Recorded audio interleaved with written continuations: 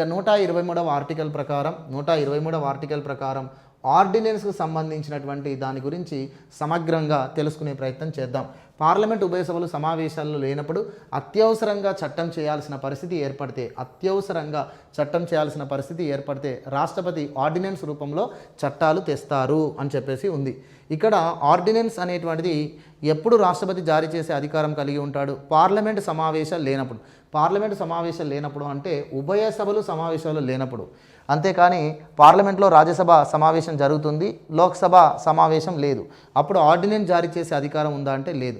Parliament ఉభయ సభలు రెండు సమావేశాల్లో లేనప్పుడు మాత్రమే చట్టం చేయాల్సిన అత్యవసర పరిస్థితి ఏర్పడితే అప్పుడు రాష్ట్రపతి ఆర్డినెన్స్ను జారీ చేసే అధికారం కలిగి ఉంటారు. సో ఇది ప్రధానమంత్రి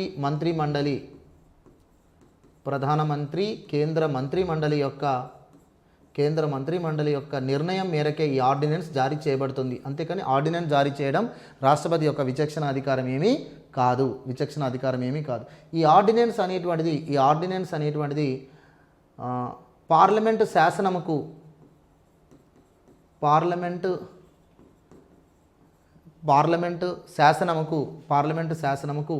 సమాన అధికారం కలిగి ఉంటుంది. అంటే పార్లమెంట్ ఆమోదితంతో చట్టమైనటువంటి ఒక చట్టానికి ఏ అధికారం ఉందో ఆర్డినెన్స్ కూడా అదే అధికారం ఉంటుంది. కానీ పార్లమెంటుకి ఇది ప్రత్యామ్నాయం కాదు. పార్లమెంటు శాసన అధికారానికి మాత్రం ప్రత్యామ్నాయ అధికారం కాదు. ప్రత్యామ్నాయ అధికారము కాదు ఆర్డినెన్స్ జారీ చేయడం. పార్లమెంట్ చేసే శాసన అధికారముకు ఆర్డినెన్స్ సమాన అధికారం, కానీ పార్లమెంటు శాసన అధికారానికి ఆర్డినెన్స్ అనేది ప్రత్యామ్నాయ అధికారం కాదు అనే విషయాన్ని ఇక్కడ గుర్తుంచుకోవాలి. అంటే పార్లమెంటు సమావేశాలు ఉండగా ఆర్డినెన్స్ జారీ చేయడం అనేది జరగదు. ఆర్డినెన్స్ జారీ చేయడం రాజ్యాంగ విరుద్ధం. అంతేకాకుండా పార్లమెంట్ సెషన్స్ లేనప్పుడు చట్టం చేయడం సాధారణ అంశం కాదు. అత్యవసరంగా ఎమర్జెన్సీగా ఏదైనా చట్టం చేయాలి అని అనుకున్నప్పుడు మాత్రమే ఈ ఆర్డినెన్స్ రూపంలో తీసుకురావచ్చును. ఎందుకంటే పార్లమెంట్ శాసన అధికారానికి ఆర్డినెన్స్ అనేది ప్రత్యామ్నాయ అధికారం కాదు అంటున్నారు. కాబట్టి పార్లమెంట్ సెషన్స్ లేనప్పుడు మాత్రమే అత్యవసరంగా చట్టం చేయాల్సిన పరిస్థితి ఏర్పడితేనే ఆర్డినెన్స్ జారీ చేయొచ్చు. అంటే దీన్ని బట్టి రాజ్యాంగ సవరణ బిల్లు విషయంలో మనం అర్థం చేసుకోవచ్చు. ఇప్పుడు రాజ్యాంగ సవరణకు సంబంధించినటువంటి దాన్ని ఆర్డినెన్స్ రూపంలో తీసుకురావచ్చా? నో, చేయడానికి వీల్లేదు. రాజ్యాంగ సవరణ ఆర్డినెన్స్ రూపంలో చేయడానికి వీల్లేదు. ఎందుకంటే రాజ్యాంగ సవరణ చేయడము అత్యవసరమైనటువంటిది కాదు. రాజ్యాంగ సవరణ అధికారం పార్లమెంట్ యొక్క అధికారం. అయితే పార్లమెంట్ సమావేశాలు లేనప్పుడు రాజ్యాంగాన్ని సవరించే అత్యవసర పరిస్థితి ఏర్పడిందని ఆర్డినెన్స్ తీసుకురావడానికి వీల్లేదు. తర్వాత రాష్ట్రాల పునర్వ్యవస్థీకరణ చేసే అధికారం పార్లమెంట్ది. అందుకోసం రాష్ట్ర పునర్వ్యవస్థీకరణ చట్టం చేయాల్సిన అత్యవసర పరిస్థితి ఏర్పడిందని పార్లమెంట్ సెషన్ లేనప్పుడు ఆర్డినెన్స్ రూపంలో రాష్ట్ర పునర్వ్యవస్థీకరణ చేయడానికి వీల్లేదు. కానీ రాష్ట్ర పునర్వ్యవస్థీకరణ చట్టం ఏదైనా ఉంటే దానిలో మార్పులు ఆర్డినెన్స్ రూపంలో తీసుకురావచ్చు. ఆల్రెడీ రాజ్యాంగ సవరణ చట్టం ఏదైనా ఉంటే దానిలో మార్పులు తీసుకురావడానికి ఆర్డినెన్స్ తీసుకురావచ్చు. అంతేకాని రాజ్యాంగ సవరణ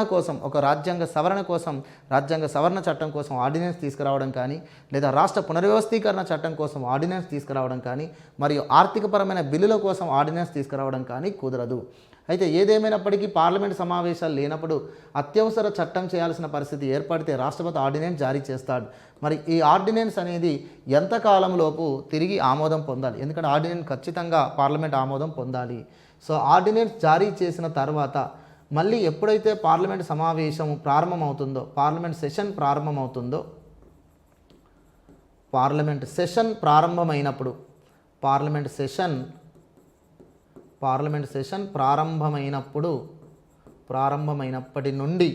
ప్రారంభమైనప్పటి తేదీ నుండి 6 వారాల లోపు ఖచ్చితంగా ఆర్డినెన్స్ అనేది పార్లమెంట్ ఆమోదం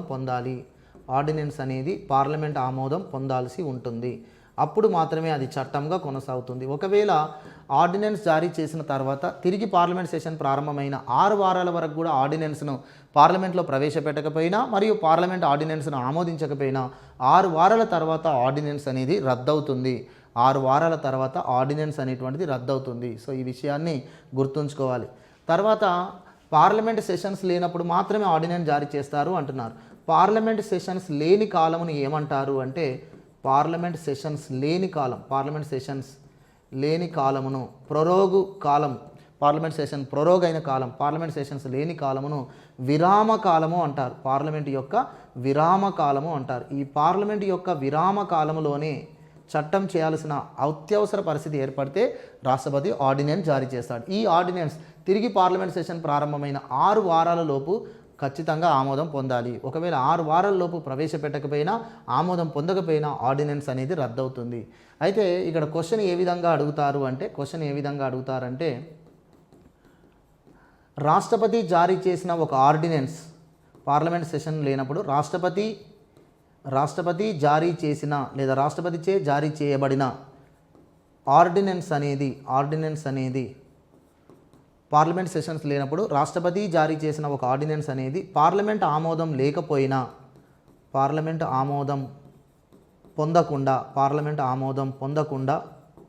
పొందకుండా మ్యాక్సిమం ఎంతకాలం కొనసాగే అవకాశం ఉంటుంది, మ్యాక్సిమం కొనసాగే కాలం ఎంత? పార్లమెంట్ సెషన్స్ లేనప్పుడు రాష్ట్రపతిచే జారీ చేయబడిన ఒక ఆర్డినెన్స్ పార్లమెంటు ఆమోదం పొందకపోయినా మ్యాక్సిమం ఎంతకాలం కొనసాగవచ్చు అంటే వెరీ వెరీ ఇంపార్టెంట్ 6 నెలల 6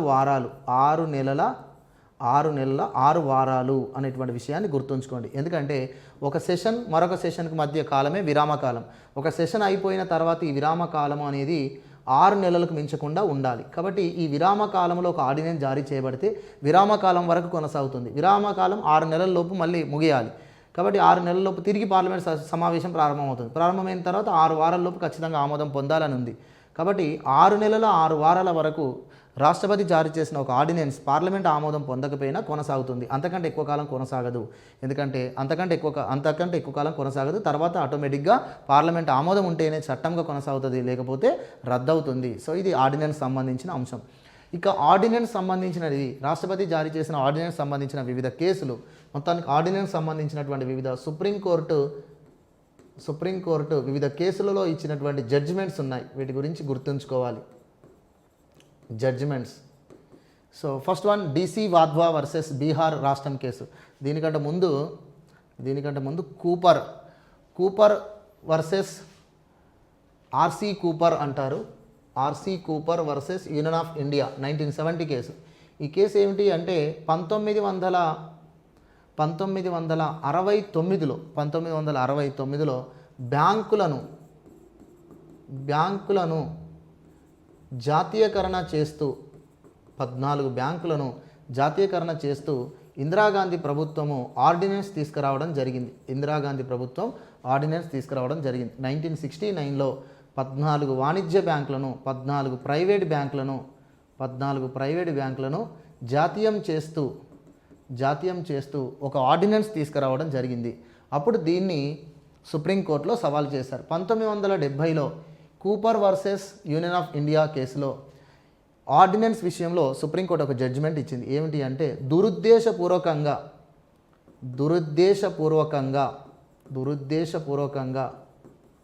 ఆర్డినెన్స్ జారీ చేయబడినట్లయితే ఆ ఆర్డినెన్స్ను న్యాయస్థానాలు న్యాయ సమీక్ష ద్వారా రద్దు చేయవచ్చు అని చెప్పేసి పేర్కొన్నారు. ఆర్డినెన్స్ జారీ చేసే అధికారం రాష్ట్రపతి యొక్క కార్యనిర్వాహక అధికారం, రాజ్యాంగ అధికారం. కానీ అది రాజ్యాంగబద్ధంగా ఉండాలి. దురుద్దేశపూర్వకంగా ఆర్డినెన్స్ జారీ చేయబడినట్లయితే, ఆ ఆర్డినెన్స్ రాజ్యాంగ విరుద్ధంగా ఉన్నట్లయితే న్యాయస్థానాలు వాటిని న్యాయ సమీక్ష చేయొచ్చు, ఆర్డినెన్స్ను కొట్టివేసే అధికారం ఉంటుంది అని చెప్పేసి ఈ కేసులో పేర్కొన్నారు. తర్వాత DC Wadhwa versus State of Bihar case 1987. ఈ కేసులో ఏమిటి అంటే ఒక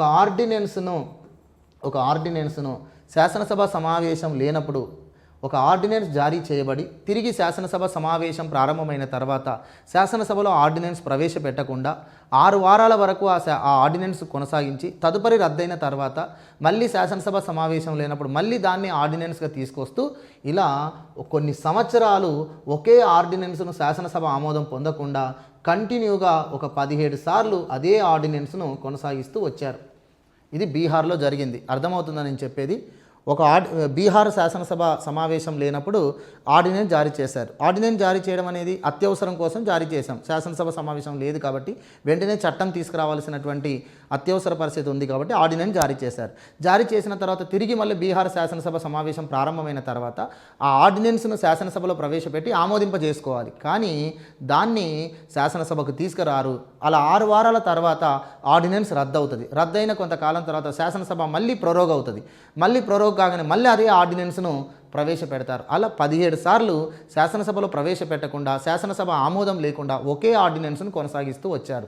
సో ఇలా ఆర్డినెన్స్ జారీ చేయడం రాజ్యాంగ విరుద్ధము అని చెప్పేసి డీసీ వాద్వా కేసులో సుప్రీంకోర్టు జడ్జిమెంట్ ఇచ్చింది. ఇస్తూ ఒక విషయం ఏమని చెప్పింది అంటే, ఆర్డినెన్స్ అనేటువంటిది ఒకసారి ఆర్డినెన్స్ జారీ చేయబడినప్పుడు శాసనసభ ఆమోదం పొందకపోయి ఆర్డినెన్స్ రద్దవుతే తిరిగి మళ్ళీ దాన్నే చేయాలి, దాన్నే సవరణ లేకుండా తీసుకురావడం రాజ్యాంగ విరుద్ధము అన్నారు. అంటే ఒక ఆర్డినెన్స్ జారీ చేయబడినప్పుడు అది శాసనసభ ఆమోదం పొందకపోతే ఆ ఆర్డినెన్స్లో ఏదైనా సవరణలు చేయొచ్చు. ఏదైనా సవరణలు చేసి ఆ ఆర్డినెన్స్లో ఏదైనా మార్పులు చేసి దాన్ని తిరిగి మళ్ళీ తీసుకురావచ్చు. కానీ ఎలాంటి సవరణలు మార్పులు లేకుండా ఒకే ఆర్డినెన్స్ను శాసనసభ ఆమోదం పొందకుండా పదే పదే తీసుకురావడం రాజ్యాంగ విరుద్ధము అని చెప్పేసి డీసీ వాద్వా కేసులో పేర్కొన్నారు.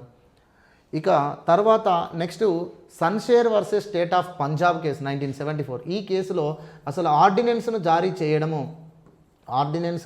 చేయడము రాజ్యాంగ విరుద్ధమే అంటారు. ఆర్డినెన్స్ను జారీ చేయడము రాజ్యాంగ విరుద్ధమే అని చెప్పేసి పేర్కొనడం జరుగుతుంది.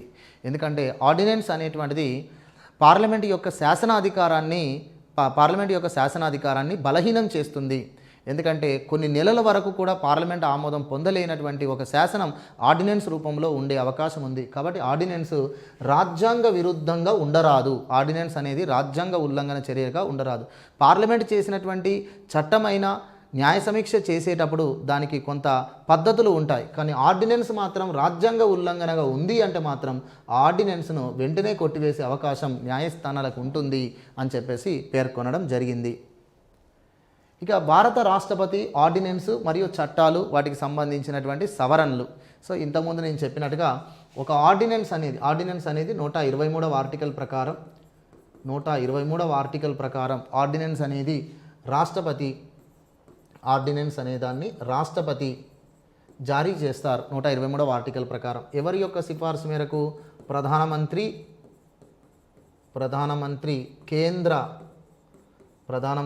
కేంద్ర మంత్రిమండలి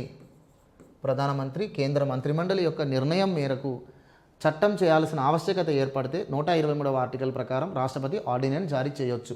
అది కూడా పార్లమెంట్ సెషన్ లేనప్పుడు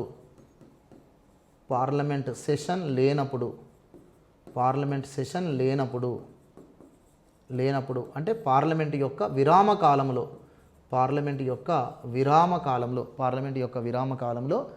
ఆర్డినెన్స్ అనేటువంటిది జారీ చేయబడుతుంది. అయితే ఇక్కడ పార్లమెంటులో 2 సభలు ఉంటాయి.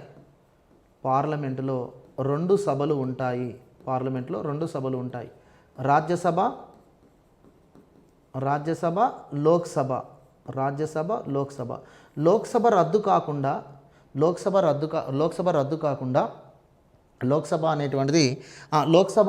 కాకుండా రాజ్యసభ సమావేశం జరుగుతుంది. అప్పుడు ఆర్డినెన్స్ అనేది జారీ చేయొచ్చా? అర్థమవుతుందా? లోక్సభ అనేటువంటిది రద్దు కాలేదు, కానీ లోక్సభ సమావేశం జరుగుతలేదు. రాజ్యసభ సమావేశం జరుగుతుంది. అప్పుడు ఆర్డినెన్స్ జారీ చేయొచ్చా? జారీ చేయడానికి వీల్లేదు.